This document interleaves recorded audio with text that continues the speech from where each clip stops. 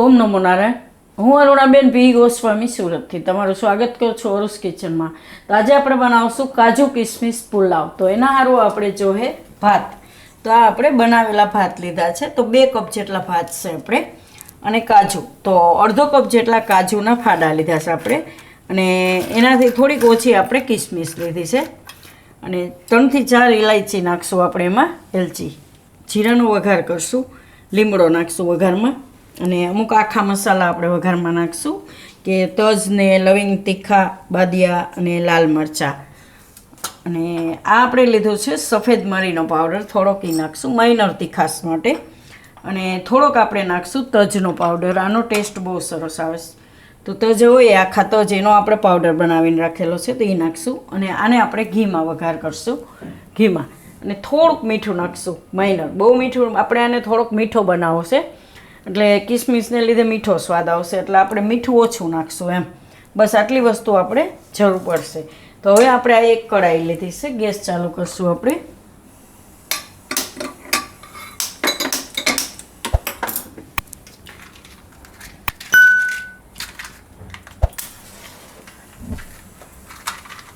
ને કઢાઈમાં આપણે નાખશું ઘી.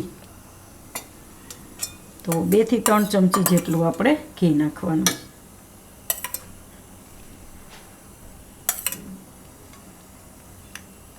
તો ઘીને આપણે ગરમ થવા દેવું. તો ઘી આપણું ગરમ થઈ ગયું છે. તો એમાં આપણે અમુક આખા મસાલા નાખશું. તો 1 થી 2 બાદિયા. ગેસ આપણે ધીમો કરી દીધો. થોડાક તજના ટુકડા ને 2-4 લવિંગ,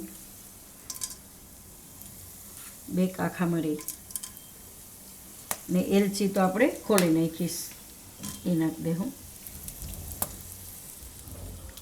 લવિંગ ફૂટે, જીરું,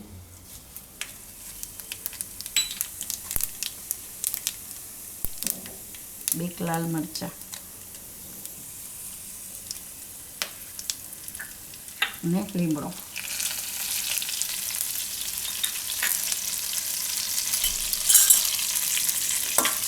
હવે આમાં કાજુ નાખી દેવું આપણે.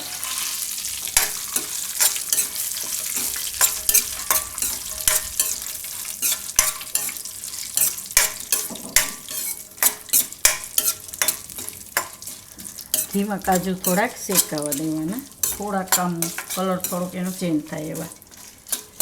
તો થોડીક વાર કાજુને ફેરવી લેવાના, ત્યાર પછી એમાં કિસમિસ નાખવાની આપણે.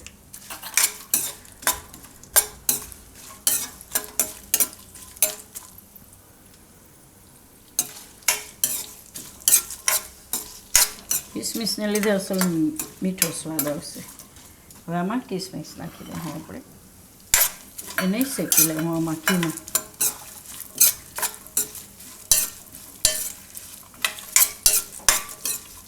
અને તમારે વધારે આને મીઠો કરવો હોય તો તમે એમાં થોડીક ખાંડ નાખી શકો એમ.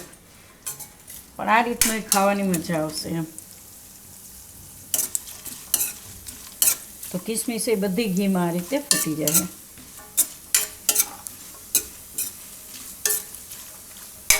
જો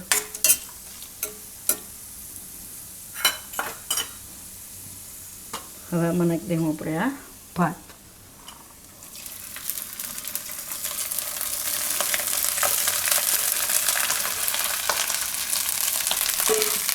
ને મિક્સ કરી લઈશું.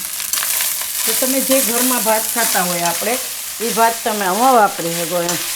નોર્મલ આપણે રેગ્યુલર જે ભાત ખાતા હોય એ.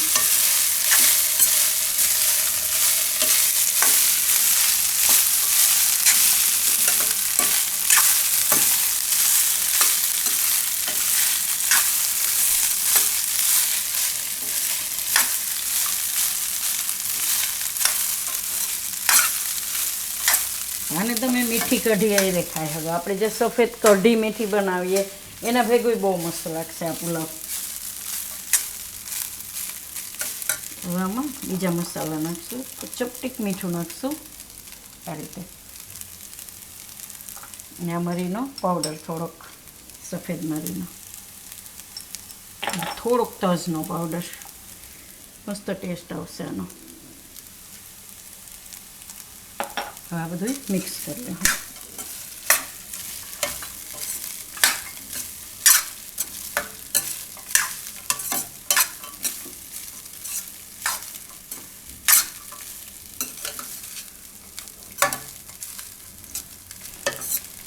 તો આ રીતે બધું મિક્સ કરી લેવાનું એને હળવા હાથે. અને ભાત છે ને અગાઉ બનાવીને રાખવાનું, એટલે ઠંડા ભાત હશે ને તો એકદમ સરસ થાય. અને તમારે બપોરના ભાત વધ્યા હોય તો એને તમે સાંજે મીઠી કઢી બનાવીને આ રીતે ખાઈ શકીએ આપણે એમ. તો હવે ગેસ બંધ કરી દે હું અને ઉતારી લઉં નીચે, કાઢી લે હું વાટકામાં એક.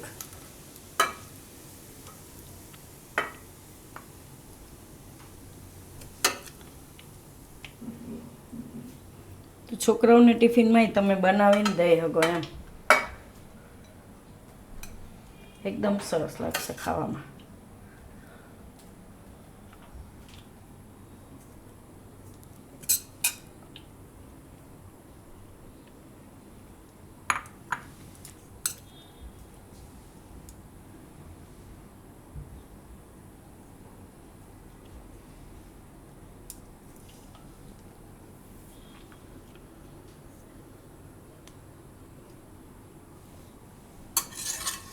તો તૈયાર છે આપણો કાજુ કિસમિસ પુલાવ. તો જો તમને મારી આ રેસીપી પસંદ આવી હોય તેને લાઈક કરજો, શેર કરજો અને મારી ચેનલને સબસ્ક્રાઈબ કરજો અને બેલ આઇકન દબાવવાનું ના ભૂલતા. કમેન્ટ કરીને કહેજો કે તમને કેવો લાગ્યો આ કાજુ કિસમિસ પુલાવ.